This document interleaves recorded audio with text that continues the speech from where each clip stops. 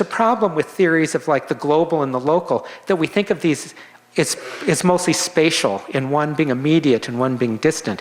But he points out, his metaphor is, what if you have an office where everybody's on the phone? The person in the booth next to you, cubicle next to you, is farther away than the people you're on the phone with all day long in Hong Kong. That closeness should be having to do with the intensity of the interactions or the traces that tie these networks together. He also encourages what he calls flattening, that he warns against reductionism, that if you reduce any behavior to some one underlying causal agent, whether it's culture, or Marxists would talk about class interest, or psychoanalysts about the unconscious or the Oedipus, that or structural anthropologists will talk about, or some underlying dynamic which can produce the rest of the culture, or linguists about some deeper grammatical structures. Latour says, don't keep thinking about deep and surface. Everything should be on the same plane, because everything potentially is equally powerful. So we use the example of like the Iowa caucus. You probably don't know what that is, but in Iowa, they have this system where you don't just vote directly. People get in a room and they run around trying to get people on their side. And we're thinking, in a way, that's how these actants work. All these different actants are trying to get to carry the day. So Mimamoto is like, let's not intervene, right? Let's stay back. That's our cultural value. But the piano corner is like, you better be careful. Someone's going to get hurt. And the baby brother is like, cut my sister some slack. So we have a lot of kind of politicking going on to see who wins. And it's never clear who will win in any one situation, even 1 minute to the next. Mimamoto might win one time and the government guidelines the next, and a globally circulating idea the next. So Latour's point is, it's an empirical question, not a philosophical one. And at the comparative ed meetings, I hear too much kind of theology. People believe in world culture theory, or they believe in the local's ability to resist. But it's not about belief. It's an empirical question that Latour says needs more description and less theorizing. So I'll stop at that point.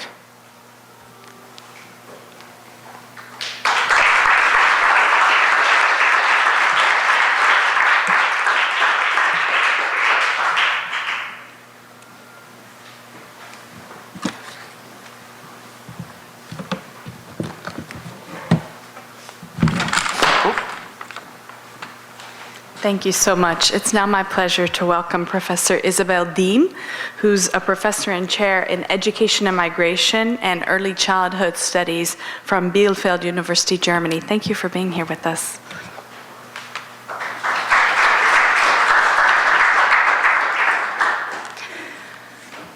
Hello to everybody. Thank you for the invitation, Gita. First of all, and thank you to Joseph Tobin, inspired by the impressing research Joseph Tobin presented us this evening. And I have found written down in literature, I will give some short comments from my constrained point of view. During the last decade, is it okay with a micro? During the last decade, early childhood education has been rediscovered as an important strategy, instrument, or tool of governance within global education policy. Recent studies show once more, again, that school as well as higher education systems failed to close the long-lasting gap of social inequality due to social origin. Thus, a common reaction is to strengthen the widespread idea of the earlier, the better, an idea that reflects a specific logic of early individual coining in order to improve future society. In our case nowadays, of an equity-driven and just society.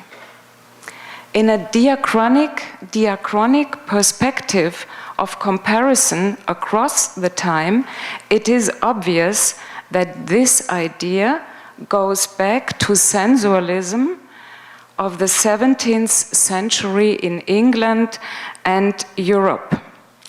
But until now, this idea has far less empirical evidence than it supposes to have.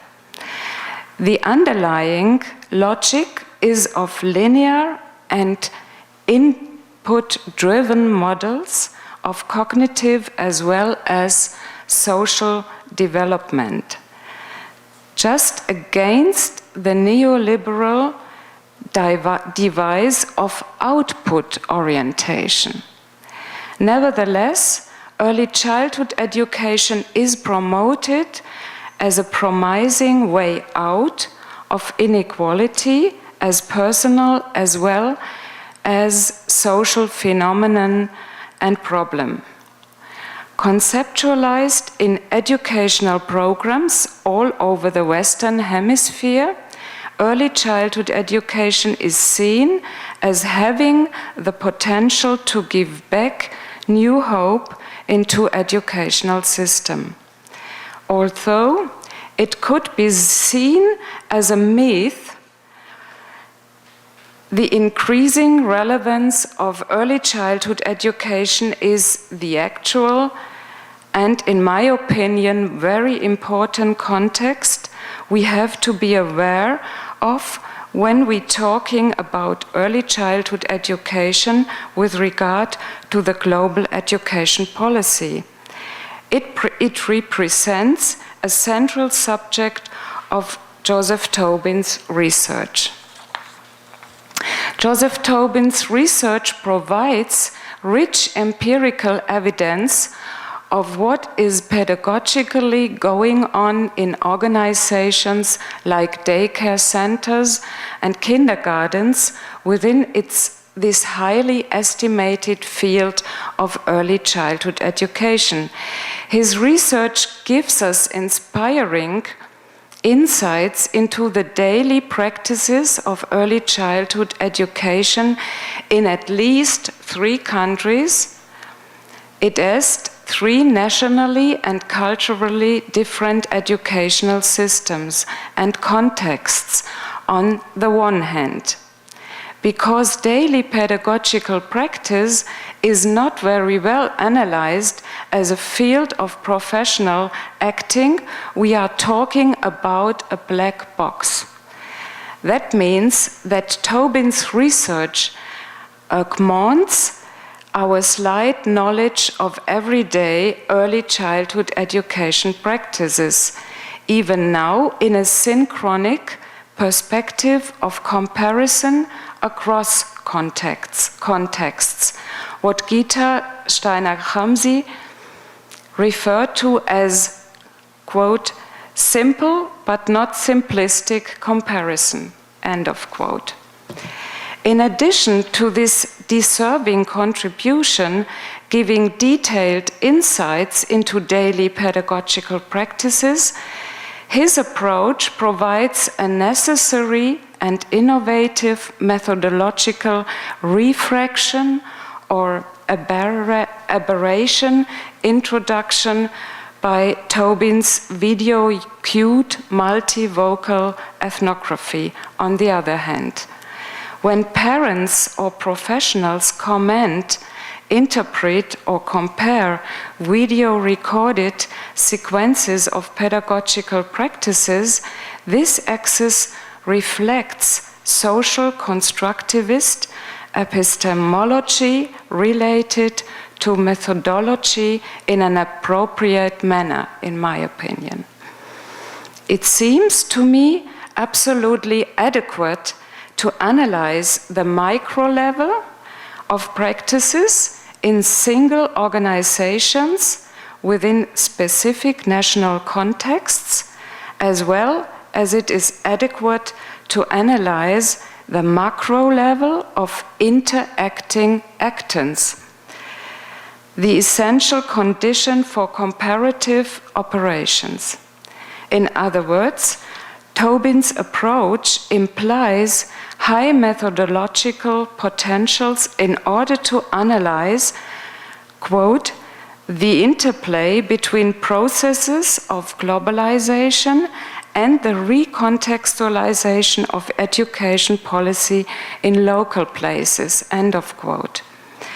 But, and that is my dissent or question now, I found confirmed by Gita Steiner-Hamsi as well, while asking professionals to interpret their own practices and compare them with what they saw recorded in preschools in the other two countries, he exposed one of the main challenges of country comparison, the tendency to unnecessarily contrast stereotypes and overemphasizing differences, end of quote. It was a quote of Gita Steiner-Hamsi. As far as his access and studies prima vista seem to overcome the methodological nationalism of traditional comparative accesses by cross-cultural perspectives, he or someone else has to define the culture-related differences his nationally and culturally contextualized analysis base on. How reification of culturalism by research could be sustainably encountered and avoided? That is my modest question to your impressing approach. Against the background of my own current research, a longitudinal ethnography on the reproduction of ethnic inequality in and through German educational organizations like kindergarten and primary as well as secondary school, by analyzing differentiation practices of professionals, the methodological challenge of reification seems to be an unsolved problem to me. It needs a serious solution, in my opinion. Thank you very much.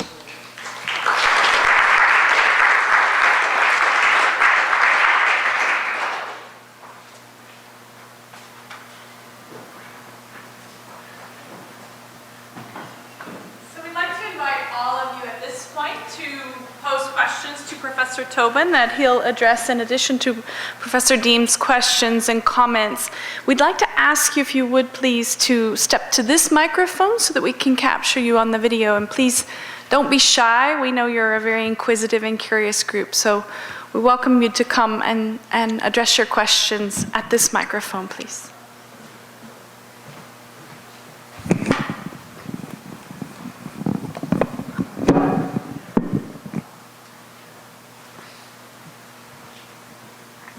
I will start.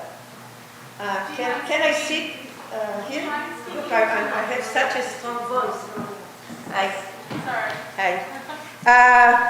Professor Tobin, I know you from a conference. Hi. Hi. In Israel. Oh, that's right. Yeah, Tamar, yes. Yeah. Okay. You've changed your hair. Yeah, I always change. I have two questions. One in terms of globalization and education. What do you think? What travels from one place or from the center to the periphery or from the hegemony to the other countries? Are ideas and model traveling or actant are traveling? My question is about, you understand my question? Say it again, please. When we talk about globalization, we talk about traveling ideas. About? Traveling traveling, ideas, yeah. or traveling ideas and models. From what I infer from your lecture, we maybe should talk about the traveling of actant and not of ideas and models. And that might change all our thinking about globalization and education. So it's a kind of a suggestion and a question. Another question I have is about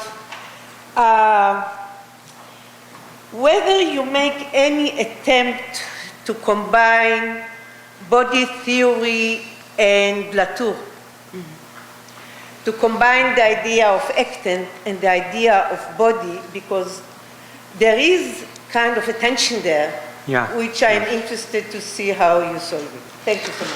Thank you, Tamara. Should I respond to? Okay. Why don't you I think I can make the response short, because I mostly just say I appreciate those suggestions, because this using Latour is new for me, so I'm hoping to get ideas about how to use them. I like the idea of thinking of globally circulating practices in this world culture as an actant, and I think it's consistent with my reading of Latour, who would say, just because something is backed by the World Bank and is adopted by your government and you're told to use it, it doesn't mean it actually will win the day. And so I like this idea of thinking of these ideas. They're all circulating, but they don't necessarily, they might be resisted, they might fail, they might be hybridized. And I've done work like on Pokemon and on popular culture, where this is what we see, that even a powerful company like Disney or Nintendo doesn't win every time, that they make a lot of products that fail. And so I think that's a useful idea. And I think it's also consistent with Latour's point that just because it comes from some powerful central core doesn't mean it's more powerful in any certain instant than a teacher's intuition or a chance event. And I really like the idea of the body theory, and we're struggling with that. So maybe over this next 2 days we can talk more about it. But we don't want to fall into the mind-body dualism, but there is a way in which we think that the body has a kind of logic. Teachers, when we ask them why they do things, sometimes say, well, they talk about it the way athletes and dancers do, like there's a body knowledge, like muscle memory. But of course your muscles don't have memories. But there is a way in which sometimes it seems like there's things like bowing or modes of attention or creating joint attention, which are so deeply embodied that they almost feel like they can act as their own actant. And I think what we're trying to do is not always put everything back on what Latour says is the danger of the executive function of the individual, as if what a person is this processing of all factors, and then at the level of the individual consciousness, everything is processed and the best option is chosen. And Bloch and other people who are talking about embodiment are also saying that it could be that we shouldn't assume that everything's kind of logical and executively decided, like rational actor theory. But we also should avoid even thinking of the individual always as the locus of everything that's going on. So there's also, Latour also says actor network theory also can mean ants, the insect. And so we're also trying to think about more complex notions of, like Goffman talks about intercorporeality, like we could walk down the streets of New York and not bump into each other. And that's not just because each person is like a traffic controller. So those are just some quick reactions I had. Thank you, Professor Tobin, for such a thought-provoking presentation. I wanted to extend Professor Rappaport's question a little bit more. With this notion, this idea that policymaking, whether it's international or national, is disconnected from context. I'm curious to know whether you showed these videos and interviewed policymakers in the countries and what their reaction was on whether this is what they imagined the actual outcome of the policy. Rarely, sometimes, like in the deaf study, we are doing that some, but usually not. And I think I like the work that Leslie has been doing with this notion of what do you call it? Vertical case studies. And Marcus talks about multi-sided ethnography, meaning not my kind of multi-sided, but like going to the World Bank and then to the Ministry of Ed in Turkey and then out to the village. I think that's really interesting, but I guess partly when if you think of that as the network you're studying, then you're studying a huge network. But what we're more doing is saying at the level of the classroom, as you said in your comments, that's if these networks, if the ministry is really having an impact, there should be a trace that you could see in the classroom whether or not the Ministry of Ed, whatever they said at the Ministry of Ed. In a way, it doesn't matter. If the Ministry of Ed says something, but it leaves no trace that you can find in the local setting, then you're studying a new problem. Then you're studying relationships between the Ministry of Ed and the classroom, which is a different problem than explaining which actants are actually acting rather than potentially acting. Thank you.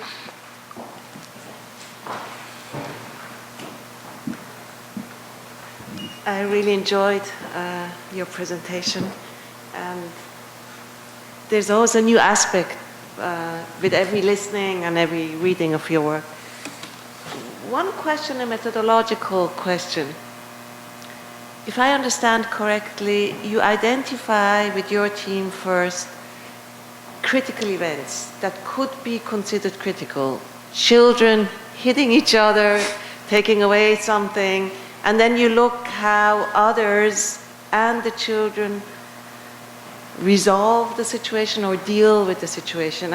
And I think Latour's, the way you use it, I think it's just really interesting and useful. There are two assumptions, and I wonder how you deal with that. One is that there's a universality of problems. How do you solve the problem that maybe what you see as a potential critical event is, as you say, you even brought the example, is not seen as critical at all, like the educator walking away. Or put differently, how do you make sure that Japanese and Chinese versions of critical events, that your attention is drawn to something that they would see as a critical event? That was the first question. And the second one, also an assumption, that systems get disbalanced, that they are always in balance and they are thrown out of balance. That's from a systems perspective not necessarily the case, because systems don't allow imbalances to start out with. I mean, they have ways, systems are cultures also, and I think Frank will talk about it tomorrow.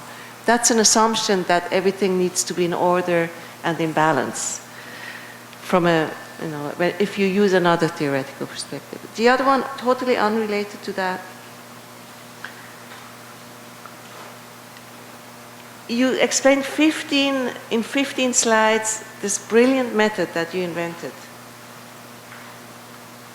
At the end of the day, is it about to get the true account of what the issues are? What is the end of the day? What is it that is so important for you to keep narrowing it down? The last one on Tamar's point, but maybe that's a different thing. I'm not sure I agree with Tamar's point that isn't that what cultural anthropologists would actually say, that the idea travels but it gets reenacted because the actants are different in every context. So it's not the actants that travel, but the actants recreate the meaning of the ideas. But that just...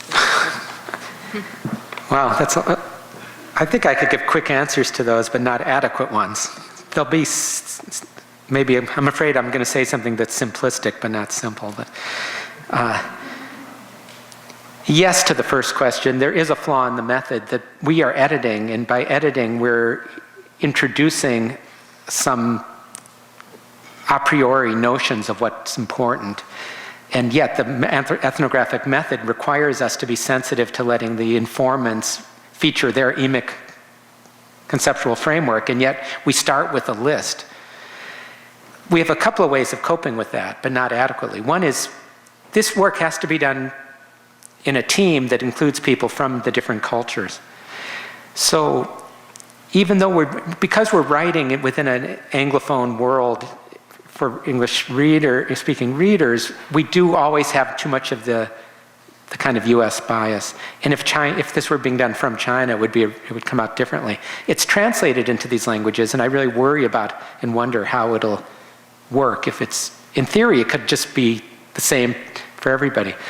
By having Japanese and Chinese colleagues, though, then we talk a lot about this. We also have the teachers and the directors help us edit the film. We still have the problem of the pointing of the camera, which they don't get to do. And early on, we discovered that when I took the lead on filming the Japan and US in the first study, and David Wu was the lead videographer in China, and he did mostly wide shots, and I did mostly close-ups. So even that turned out to be a profound difference in what you think is happening. So that's a constant kind of tension, but in all ethnography, there's always the problem that the ethnographer is the tool of her own research, that it's going to introduce certain subjectivity. But we just try to put the problem onto our informants by asking them, is there something missing there, or is there something else you'd like to talk about? Let's see, I don't have a good answer to the systems one. I think I'll wait till tomorrow, because I don't know much about systems and systems theory, so I'll look forward to the talk on that tomorrow. I'd just say something about the thing about is it a true account? And no. I think what we think we're doing is trying to be we're doing two things. One is to be kind of a vehicle to allow voices that aren't in the conversation usually to enter the conversation. So we're giving them a platform, so that we hope when it works that we listen as attentively as we can and earnestly to the informants. We try to represent what we think they're saying, but it's always distortion. But then we hope that the readers will be challenged by what we present, and that then they'll have the feeling they're having a dialogue with these teachers in China or Japan. And that there's a lot of loss of, like I say, it's like carrying water and then passing it to someone. There's going to be a lot of loss, so we wouldn't say that the truth is coming out, but what we'd say is that we hope to leverage some change in the dialogues, in the way we and practitioners think about what we're doing, that would allow for something more interesting and surprising maybe to come out next time. So personally, when I saw the teachers not intervening in fights, I had 2 little boys. I started changing my parenting and not intervening, because I heard the voice of the Japanese teacher in my head. And that's the kind of thing, the effect we're after. Not truth, but defamiliarization.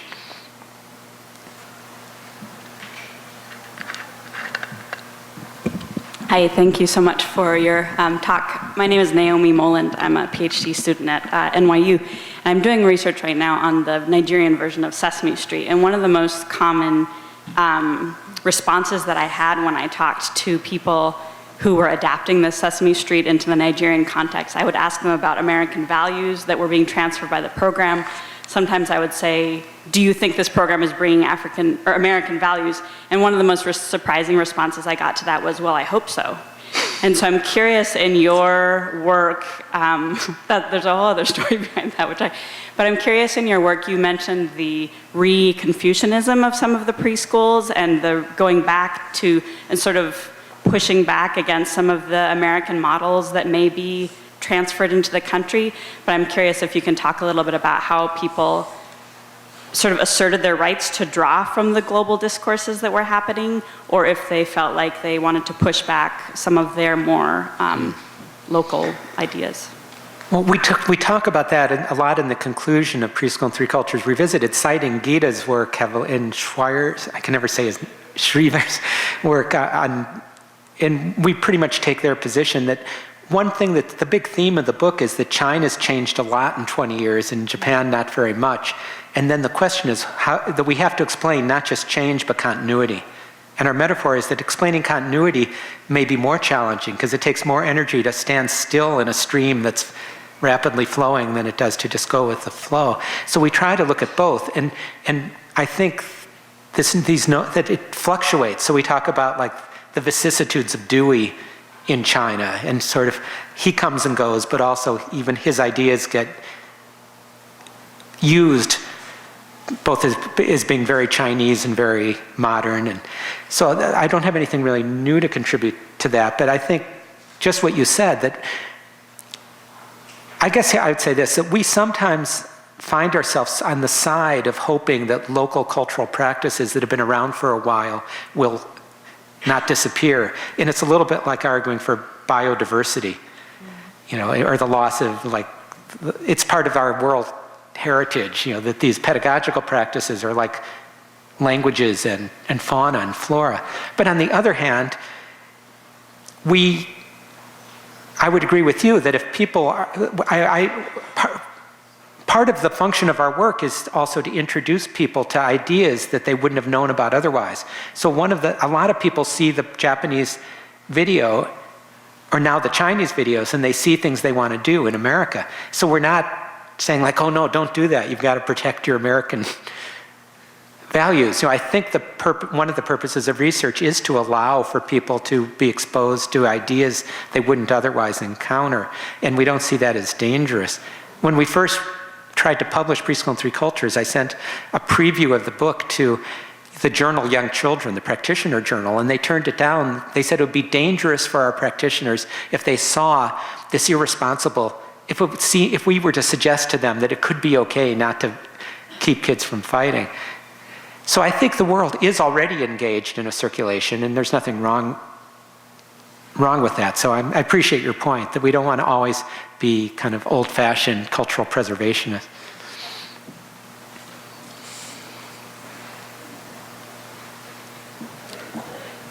Hi. Being not an anthropologist, I also found your talk very stimulating. But I would like to ask a question that has a little bit to do, let's say, with the research methodology and some of the implications of the way in which you chose the sites and are trying to analyze the sites with this interaction between culture and the kind of practices that are going on.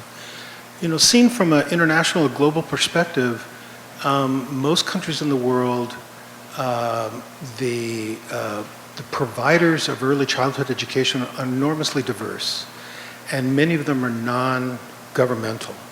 And there's a huge proportion of countries in which the dominant provider is actually a for-profit or a faith-based organization.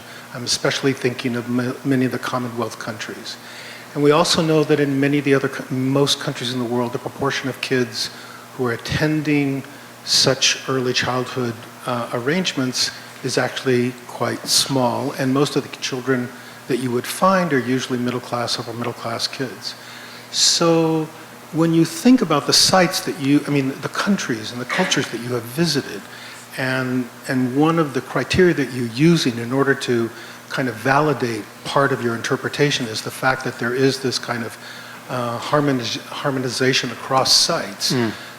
Certainly if you were to choose, let's say, a Caribbean country or various kinds of African countries in order to do similar kinds of research, you would have to go to quite a large variety of sites, and I would assume, although I haven't the background to back it up, empirical kind of analysis, that you would find highly divergent practices and many different forms of culture coming to bear on the realities that you would video.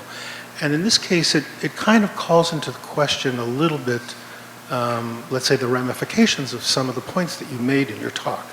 I'll leave it at that. Yeah, I've been thinking a lot about that because I was on a panel with Leslie and Katie Anderson-Levitt at the comparative ed meetings. One thing I was thinking about is how much the choice of country we work on influences what we end up arguing. And when Katie was working on France, she tended to talk about national teaching cultures as if there's one. And now she's distancing herself from that position. And I think it's partly, when you're working on France, you're going to tend to see a national culture because they have a very centralized system. And maybe they did more then than they do now. And I think Japan and China, it's not just whether or not you have a national system and more even resource allocation, but it's also whether the nation and the culture are largely overlapping or not. And so I think I think it's absolutely true but what I guess today's presentation, I was emphasizing similarity across sites in Japan. In China, we found just the opposite, tremendous variation. And we were and the rural story I didn't get into too much, but the rural Chinese preschools, they're all aware of the guidelines, and they all have some cultural, they know who Confucius is, but other than those two factors, the differences of provision, of resources, of access outweigh the similarities. So I certainly don't want to be taking, I think earlier on in my career, I was more of a, coming across as arguing that